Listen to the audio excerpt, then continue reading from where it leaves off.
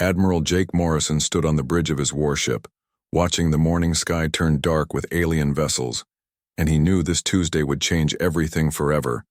because the Zephyrian fleet had finally come to Earth, just as the intelligence reports had warned, and their crystalline ships filled the horizon like deadly stars that promised nothing but death and destruction to every human on the planet. The aliens had been conquering worlds for decades, and their reputation traveled faster than their ships because every species they encountered either surrendered immediately or died fighting a hopeless battle against superior technology and overwhelming numbers. But Earth had received their ultimatum through every radio, television, and internet connection on the planet, with a simple message that demanded total surrender within 72 hours or face complete annihilation of the human race. Captain Lisa Rodriguez commanded the space station New Horizon floating in the darkness between Earth and the Moon, and she watched the alien formations take their positions around the planet with growing concern, because she had studied their previous invasions and knew that no world had ever lasted more than a week against their advanced weapons and tactical superiority. But something felt different this time because humans had been preparing for this moment longer than anyone realized. President Nathan Clark addressed the world from the White House with General Amy Patterson standing beside him as billions of people watched their leaders declare that Earth would never surrender to any alien force, no matter how powerful they claimed to be. And the president spoke with conviction about humanity's long history of fighting against impossible odds and winning through determination, courage, and the refusal to accept defeat even when death seemed certain. Dr. Elena Martinez worked frantically in her underground laboratory beneath the Rocky Mountains where she had spent years studying fragments of alien technology recovered from crashed ships and failed invasion attempts on other worlds, and her team had developed experimental weapons that could theoretically penetrate the energy shields that protected Zephyrian vessels, but they had never been tested against real targets in actual combat situations. The alien ships positioned themselves in perfect geometric patterns above every major city and military installation on Earth, and their dark hulls reflected no light as they waited silently for humanity's response to their demands. But Admiral Morrison knew that surrender was never an option, because humans had fought too long and too hard to build their civilization to simply hand it over to alien conquerors who saw them as nothing more than another obstacle to overcome. Commander Ryan Blake led his squadron of modified fighters toward the edge of Earth's atmosphere, where the first alien patrol ships waited like predators hunting for prey, and his pilots carried Dr. Martinez's untested quantum weapons into space,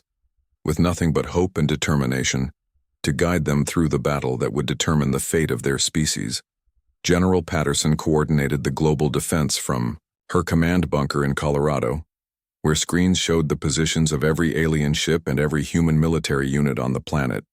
and she had spent months studying the tactical patterns of previous Zephyrian invasions to develop strategies that might give humanity a fighting chance against their technologically superior enemies.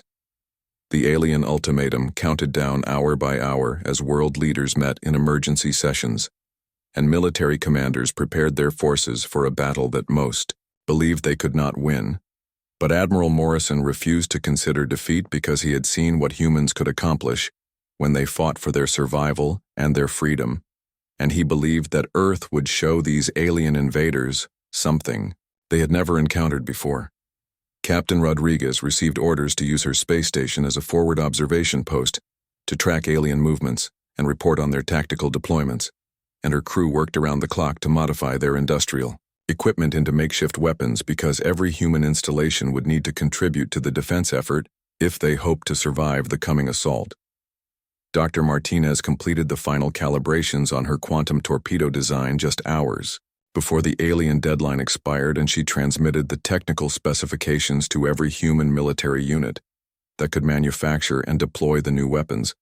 because she knew that conventional human technology would be useless against the advanced shields and armor that protected Zephyrian ships. Lieutenant Colonel Danny Roberts prepared his urban warfare specialists for the ground invasion that would inevitably follow the space battle, because the aliens always sent troops to occupy the worlds they conquered, and his soldiers had turned every major city into a fortress, filled with hidden weapons caches, underground tunnels, and carefully planned ambush points that would make every street a battlefield. The final hours ticked Away as families said goodbye to their loved ones and soldiers checked their weapons one last time, while politicians made speeches about human courage and the will to resist tyranny. But Admiral Morrison knew that words would not stop the alien fleet, and only fire and steel would determine whether humanity survived to see another Dawn Commander. Blake's fighters reached the outer edge of Earth's defense perimeter just as the alien deadline expired, and he could see the massive Zephyrian command ship beginning to move toward the planet with its escort vessels following in perfect formation. And he knew that the next few minutes would either mark the beginning of humanity's greatest victory or their final defeat. The Zephyrian fleet had expected to find a broken species ready to surrender after seeing their overwhelming power, but instead, they discovered humans who had spent every available moment preparing for war, and Admiral Morrison smiled grimly as he gave the order for all human forces to engage the enemy because Earth would not go quietly into the darkness that these alien invaders represented. General Patterson watched her screens as the first shots of the war lit up the space around Earth, and she knew that every human on the planet was counting on her tactical genius to find a way to defeat an enemy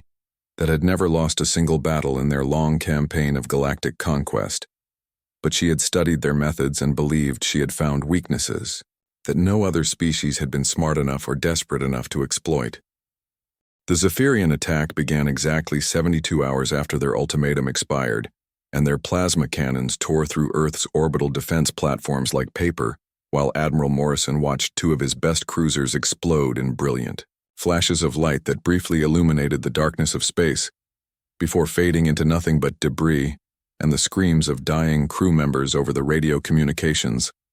Commander Ryan Blake dove his fighter squadron through the alien formation and fired the first quantum torpedo that Dr. Martinez had designed in her underground laboratory,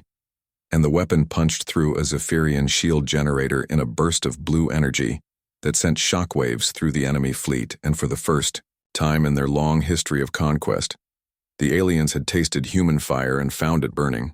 Hot Captain Lisa Rodriguez used her space station's modified industrial equipment to rain destruction on alien supply ships that tried to establish orbital depots, and her engineering teams had turned cargo loaders into missile launchers and mining lasers into precision weapons that could cut through alien hull plating like it was made of soft metal instead of the advanced materials that had protected Zephyrian ships from every other species they had encountered.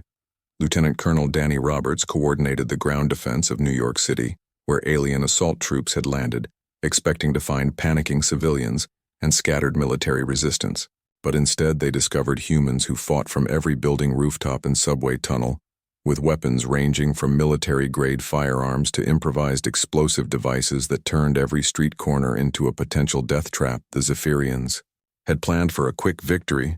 based on their overwhelming technological superiority and the psychological impact of their reputation for invincibility. But they found themselves fighting an enemy that refused to break under pressure and seemed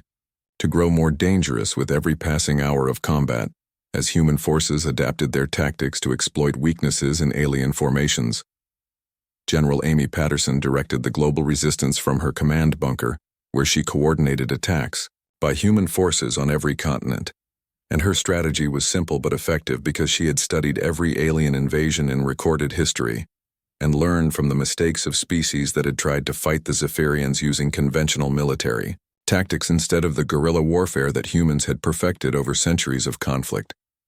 Dr. Elena Martinez had been captured during an alien raid on her laboratory, but she had hidden her research data in multiple locations and transmitted her weapon designs to manufacturing facilities around the world before the enemy could stop her. And now human forces were producing quantum weapons faster than the aliens could adapt their defenses to counter the new technology. Commander Blake discovered that the quantum torpedoes worked better when fired by pilots who were angry and desperate rather than calm and professional, because human emotions somehow enhanced the weapon's effectiveness against Zephyrian shields, and he transmitted this information to every fighter squadron in Earth's defense fleet, along with orders to get mad and stay mad. The alien mothership moved closer to Earth as its commander tried to understand why this backward planet was not surrendering like every other world they had conquered, and the Zephyrian tactical computers could not process the concept of a species that would rather die fighting than live under alien rule, because such behavior was illogical and inefficient according to their mathematical Models Captain Rodriguez coordinated her station's defensive fire with Admiral Morrison's fleet movements, and together they created overlapping fields of quantum weapon strikes that forced the alien formation to break apart and fight as individual ships instead of the coordinated battle groups that had proven so effective against other species who lacked human creativity and adaptability. Lieutenant Colonel Roberts used the subway systems beneath major cities to move his troops through a three-dimensional battlefield that confused and frustrated the Zephyrian ground forces, who were trained to fight on open terrain against enemies that followed predictable tactical patterns. But humans seemed to appear and disappear at will like ghosts that could strike from any direction. Dr. Samuel Clark took over Dr. Martinez's research program and continued developing new weapons in mobile laboratories that moved constantly to avoid alien detection, and he discovered that quantum energy could be modulated to disrupt Zephyrian communication systems, which meant that human forces could isolate alien units and destroy them piecemeal instead of facing the full might of their coordinated battle fleet. The first week of fighting cost both sides heavily, but the aliens were shocked to discover that humans became more determined rather than less as their casualties mounted, and every destroyed city and killed civilian seemed to fuel the rage that made their quantum weapons more effective against advanced alien technology that had never faced such an emotional and unpredictable enemy. Admiral Morrison launched Operation Firestorm, with every available ship in Earth's defense fleet striking at the alien command vessel, while Captain Rodriguez provided covering fire from her space station, and Commander Blake's fighters screened the attack force from enemy interceptors that tried to break up the human formation before it could reach its target. General Patterson realized that the aliens were having supply problems because their quick conquest strategy depended on enemy surrender within days, rather than weeks or months of continuous warfare. And every day that humans continued fighting stretched their logistics chains thinner. While Earth's defenders grew stronger through captured alien technology and improved tactics, the Zephyrian fleet commander requested reinforcements from the home world for the first time in decades of successful conquests, because Earth was proving to be unlike any enemy they had faced before, and human resistance was not weakening under pressure, but growing stronger with each passing day of combat, as more civilians joined the fight. Commander Blake's reconnaissance flights discovered that alien morale was declining as their casualties mounted, without any corresponding progress toward victory. And some Zephyrian ships were showing signs of damage that had not been properly repaired, because their mobile shipyards were being constantly attacked by human forces who had learned to strike fast and disappear before the enemy could respond. The second week of fighting ended with human forces still holding most of Earth's major cities and the alien fleet unable to establish secure orbital positions because Dr. Clark's mobile laboratories were producing quantum weapons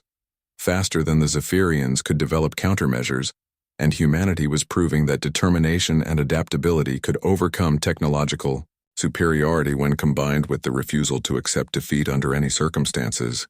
3 weeks after the invasion began, Colonel Tracy Williams led a daring night raid on the main Zephyrian command post in downtown Los Angeles, using guerrilla tactics that her grandfather had learned fighting in Vietnam, and her team moved through the ruined city like shadows, striking hard at alien communications equipment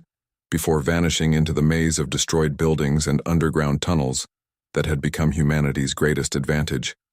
The Zephyrians found themselves fighting an enemy that refused to follow the rules of conventional warfare, because humans attacked from unexpected directions using weapons that should not have been effective against advanced alien technology, but somehow worked anyway, and their tactical computers could not predict human behavior because desperation and fury were not variables that could be calculated mathematically. Dr. Samuel Clark continued Dr. Martinez's research from a mobile laboratory built inside a converted subway train that moved constantly through the underground tunnel networks beneath major cities, and his latest discovery showed that human rage actually enhanced the quantum field effects that made their weapons effective against Zephyrian shields, which meant that angry pilots and gunners could punch through defenses that should have been impenetrable. Admiral Jake Morrison coordinated the space battle from his flagship, while Captain Lisa Rodriguez provided fire support from her modified space station, and together they had learned to fight like a pack of wolves surrounding and harassing the larger alien ships until their shields failed under constant attack from multiple directions, while Commander Ryan Blake's fighter squadrons picked off damaged enemy vessels Lieutenant Colonel Danny Roberts had turned the major cities of Earth into death traps for alien ground forces by using every abandoned building, subway tunnel, and storm drain as a fighting position, and his soldiers appeared, wherever the enemy least expected them, carrying weapons that ranged from captured alien plasma rifles to homemade explosives that could destroy an armored vehicle.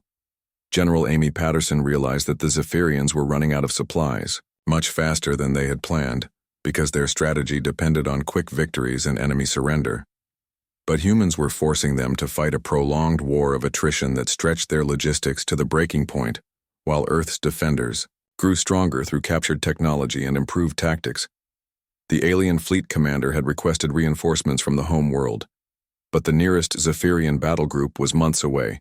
and his current force was taking casualties faster than his mobile repair ships could handle, while human attacks on his supply lines were making it impossible to maintain his vessels at full combat effectiveness.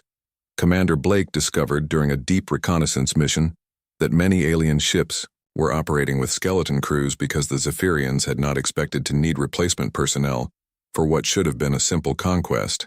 and now their casualties were mounting while human forces seemed to multiply like bacteria in a laboratory culture. Dr. Clark made another breakthrough when he learned how to disrupt the quantum frequencies that linked all Zephyrian technology together, and his new transmitter could shut down alien ships across an entire sector with a single pulse, which gave human forces their first real advantage over the technologically superior enemy that had dominated the galaxy for centuries. Captain Rodriguez used her space station as a mobile weapons platform, moving between different orbital positions to avoid alien targeting systems while her crew worked around the clock to keep their improvised weapons charged and ready. And she had become the most feared human commander in space because her attacks were unpredictable and devastatingly effective. The fourth week of fighting began with Major Tony Rivera leading a combined assault on the main alien landing zone, using volunteer soldiers from every nation on Earth who had united under a single banner of human resistance, and they fought with captured alien weapons alongside human firearms, creating a deadly combination of familiar tactics and superior firepower. Lieutenant Colonel Roberts coordinated urban warfare operations in cities around the world where human forces had learned to use the three-dimensional battlefield of modern urban environments to their advantage, and alien troops who were trained to fight on open ground found themselves lost in a maze of buildings, tunnels, and rooftops where death could come from any direction. The Zephyrian ground commander reported to the fleet that his forces were being bled dry by an enemy that seemed to know every street and building in the cities they were fighting to control, and human resistance was not weakening under pressure, but growing stronger as more civilians joined the fight with weapons ranging from military-grade firearms to kitchen knives and gardening tools. Admiral Morrison launched a coordinated attack on 3 alien supply ships, simultaneously using quantum weapons that had been improved with data from Dr. Clark's research, and the successful destruction of these vessels cut the alien fleet's operational capacity by 30%, while forcing them to divert combat ships to protect their remaining logistics vessels. Commander Blake led the first successful boarding action against a Zephyrian cruiser when his Marines fought through corridors filled with toxic atmosphere, using sealed combat suits and sheer determination to clear the ship deck by deck, and when they reached the bridge they discovered something that changed everything. Because the aliens were afraid, General Patterson analyzed the tactical situation and realized that humanity was winning the war of attrition, because the Zephyrians had expected a quick victory and were not prepared for a prolonged conflict while human forces were adapting faster than their enemies could compensate, and every day of continued fighting favored Earth's defenders. The alien fleet began showing signs of strain, as ships developed mechanical problems that could not be properly repaired, and crew morale declined because they had never faced an enemy that refused to surrender, even when facing impossible odds, and the psychological pressure of fighting humans was breaking down their military discipline. Dr. Clark's quantum disruptor technology was being mass-produced in underground facilities around the world, and soon every human ship would carry weapons that could shut down alien fleets with the push of a button, while the Zephyrians found their technological advantage becoming their greatest weakness, because humans had learned to turn alien technology against its creators. Captain Rodriguez received intelligence that the main alien mothership was having reactor problems because its power systems had not been designed for extended combat operations, and she began planning an attack that would exploit this weakness while Admiral Morrison prepared his fleet for what could be the decisive battle of the war. The fifth week of fighting ended with human forces holding most of Earth's surface while the alien fleet struggled to maintain orbital positions and their supply lines were cut. Their reinforcements were months away, and their technological advantage was disappearing as humans learned to use captured alien weapons with deadly effectiveness. 2 months after the invasion began, General Amy Patterson launched Operation Retribution with coordinated attacks by human forces on every continent, and her strategy had evolved from desperate defense to aggressive offense because the aliens were weakening while humanity grew stronger through captured technology and the unbreakable determination that had always defined the human species when facing extinction. Captain Angela Foster commanded the rebuilt lunar defense grid using captured Zephyrian shield generators to protect Earth's remaining orbital platforms, and her weapons teams had modified alien plasma cannons to fire human-made ammunition, creating hybrid weapons that combined the reliability of human engineering with the power of alien technology. Major Tony Rivera led the assault on the main alien landing zone in what used to be downtown Chicago, with volunteer soldiers from around the world who had traveled across oceans to join the fight against the invaders. And they carried weapons that mixed human firearms with captured alien energy rifles, creating a deadly combination that the Zephyrians had never encountered. Dr. Samuel Clarke made his most important discovery when he learned how to completely disrupt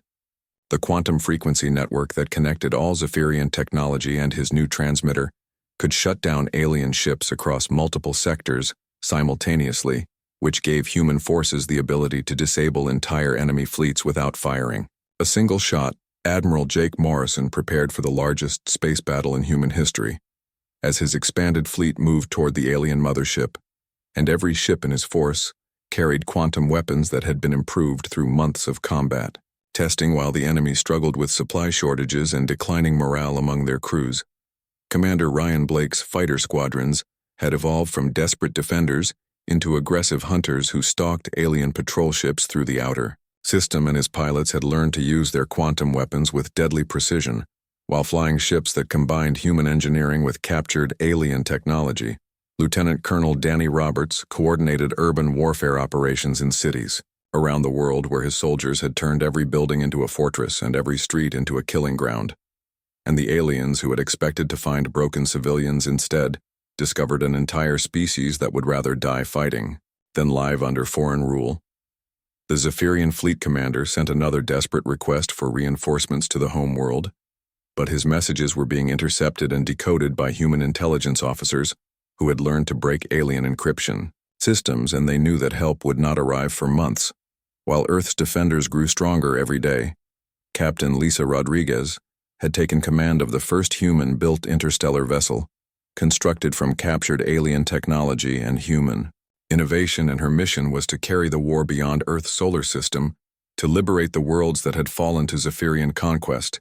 because humanity had decided that defense was not enough. Dr. Clarke's quantum disruptor technology was now being installed on every human ship and ground installation, and the weapons could shut down alien vessels faster than their crews could restart their systems, which meant that battles that should have lasted hours were ending in minutes with complete human victory. General Patterson coordinated the global counteroffensive from her command center, where screens showed human forces advancing on every front, and the aliens were retreating from positions they had held for weeks, because their supply lines had collapsed and their technological advantage had disappeared.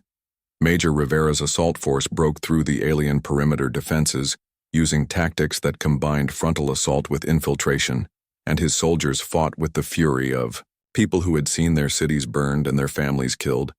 And the Zephyrians discovered that human anger was a weapon more powerful than any technology. The alien mothership began having serious reactor problems as its power systems overloaded. From months of continuous combat operations, and human intelligence indicated that the massive vessel was becoming unstable, while its escort ships struggled to maintain formation around their failing flagship. Commander Blake led a boarding party onto a disabled alien cruiser, and his Marines found that many of the crew had abandoned their posts because they had never faced an enemy that refused to surrender,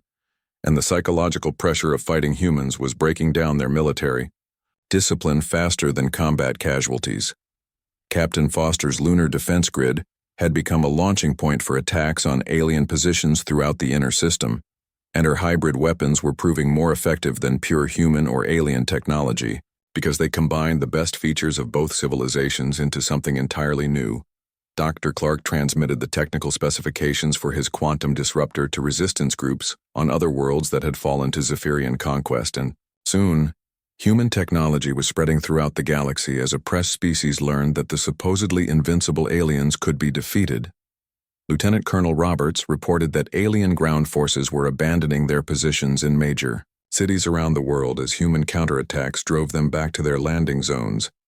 and many enemy soldiers were surrendering rather than face the fury of civilians who had been fighting for their homes and families. Admiral Morrison's fleet engaged the alien mothership in a battle that lasted 6 hours and ended with the massive vessel limping away from Earth, with its escort ships struggling to keep their wounded flagship operational, while human forces celebrated their first major victory in space. The Zephyrian fleet commander made the decision to retreat from Earth's solar system after losing 60% of his ships and most of his ground forces to an enemy that had proven impossible to defeat through conventional tactics, and he transmitted a warning to other alien fleets that humans were unlike any species they had previously encountered. General Patterson declared the immediate area around Earth free of alien forces, but she knew that the war was far from over because humanity had tasted victory and would not be satisfied with merely defending their home world when there were other species throughout the galaxy who needed liberation from Zephyrian tyranny. Captain Rodriguez prepared her interstellar vessel for its first mission beyond the solar system, carrying human technology and the promise of freedom to worlds that had given up hope of ever escaping alien domination. And she knew that Earth's children would spread throughout the galaxy, like fire consuming everything in their path until every enslaved world was free. 6 months after the invasion began, Admiral Jake Morrison pursued the retreating Zephyrian fleet to the edge of the solar system, with his quantum-armed ships hungry for revenge against the aliens who had dared to attack Earth, and he transmitted a message to the fleeing enemy vessels telling them that humanity was coming and bringing fire to every world they had conquered. General Amy Patterson stood in the ruins of New York City, watching the last alien transport ships flee Earth's atmosphere, while construction crews worked to rebuild the city with hybrid technology that combined human engineering with captured alien materials. And she knew that the cost had been terrible, but humanity had proven something important about their species. Captain Lisa Rodriguez commanded the first human interstellar fleet as it prepared to carry the war beyond Earth's solar system, to liberate worlds that had fallen to Zephyrian conquest decades ago, and her ships were built from captured alien technology, improved with human innovation, and crewed by volunteers who had seen their homeworld burn and wanted revenge. Dr. Samuel Clark's quantum disruptor technology was being mass-produced in factories around the world, and soon every human vessel would carry weapons that could shut down alien fleets with the push of a button, while the Zephyrians found their technological superiority had become their greatest weakness, because humans had learned to turn their own weapons against them.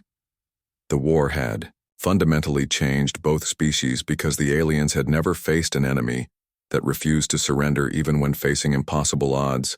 and they could not understand how humans became more dangerous as their casualties mounted while humanity had discovered that they were capable of adapting and fighting better than any other species in the galaxy. Commander Ryan Blake's fighter squadrons had evolved from desperate defenders into aggressive hunters who stalked alien ships through hyperspace, and his pilots flew vessels that were faster and more maneuverable than anything the Zephyrians had ever built, because human engineering had improved alien designs with innovations that no other species had ever attempted. Lieutenant Colonel Danny Roberts trained resistance fighters from other worlds in the urban warfare tactics that had proven so effective against alien ground forces, and his students learned that humans had developed new forms of combat that turned entire cities into weapons against occupying forces. Major Tony Rivera led the first human expedition to a world that had fallen to Zephyrian conquest 20 years earlier, and his liberation force found survivors who had been hiding in underground tunnels waiting for someone to rescue them, and when they saw human soldiers carrying quantum weapons, they knew that freedom had finally arrived. The Zephyrian homeworld received reports of the defeat at Earth with shock and disbelief, because no species had ever successfully resisted their conquest fleets, and the news that humans were now carrying the war to other systems caused panic among alien leaders who had never planned for defensive warfare. Captain Angela Foster's lunar shipyards were producing warships faster than any other industrial facility in galactic history, using hybrid technology that combined the best features of human and alien engineering, and her vessels were being crewed by volunteers from every nation on Earth who wanted to join the fight against tyranny. Dr. Clark discovered that the quantum frequency disruption technology could be used to free the slave populations on conquered worlds by shutting down the control systems that the Zephyrians used to maintain order, and soon human strike teams were liberating entire planets without firing. Ashot General Patterson coordinated the liberation campaigns from her new command center on Luna, where she planned strategies for freeing dozens of worlds that had fallen to alien conquest, and her tactics emphasized speed and surprise because humans had learned that psychological warfare was as important as superior technology. The alien empire began collapsing as news of Earth's victory spread throughout the galaxy, and species that had surrendered decades ago started rebelling against their Zephyrian overlords, using human technology and tactics that had been transmitted by resistance networks. Commander Blake led the first successful attack on a Zephyrian home system, and his fleet disabled the orbital defense platforms using quantum disruptors before landing human marines who found that many of the alien civilians were ready to surrender rather than fight a species that had already proven invincible. Captain Rodriguez received reports that human technology was spreading faster than their ships could travel, because liberated worlds were manufacturing quantum weapons and training their own forces in human tactics, and soon the galaxy would be filled with species fighting for freedom. Using Earth's innovations, Admiral Morrison established the first human military academy on Mars, where officers from allied worlds learned the strategies and tactics that had defeated the most powerful empire in galactic history, and his students would return to their home systems carrying the knowledge needed to win their own wars of liberation. The Zephyrian Emperor requested negotiations for the first time in his species' history because the Empire was losing worlds faster than they could send reinforcements, and human fleets were appearing in systems that should have been completely secure from enemy attack. Lieutenant Colonel Roberts reported that former alien colonies were requesting human advisors to help establish defensive systems and train local forces in guerrilla warfare, because they knew that the Zephyrians would eventually attempt to reconquer their lost territories. Dr. Clark's research teams were working with scientists from dozens of species to develop new weapons and defensive systems that would prevent any future attempts at galactic conquest, and they discovered that cooperation between different civilizations produced innovations that no single species could achieve alone. Major Rivera's liberation forces had freed 17 worlds in 6 months, and each victory made the next campaign easier because the aliens were losing confidence while their former slaves were gaining hope, and the psychological effects of human success were spreading faster than their actual military advances. The war that had begun with Earth facing extinction had transformed into a galactic revolution that would reshape the balance of power throughout the known universe, and humanity had evolved from victims to liberators in less than a year of fighting. General Patterson received surrender offers from Zephyrian commanders who wanted to negotiate peaceful withdrawals from their remaining territories, but she knew that humanity would not accept anything less than complete victory, and the liberation of every enslaved world. Captain Rodriguez's interstellar fleet had grown to include ships from dozens of species who had joined the human alliance because they recognized that Earth's children were the only force capable of defeating the alien empire that had dominated the galaxy for centuries. The age of Zephyrian dominance was ending while the era of human expansion was just beginning, and Admiral Morrison knew that his species had discovered their true destiny among the stars as the guardians of freedom for every civilization that had ever dreamed of independence from tyranny and oppression.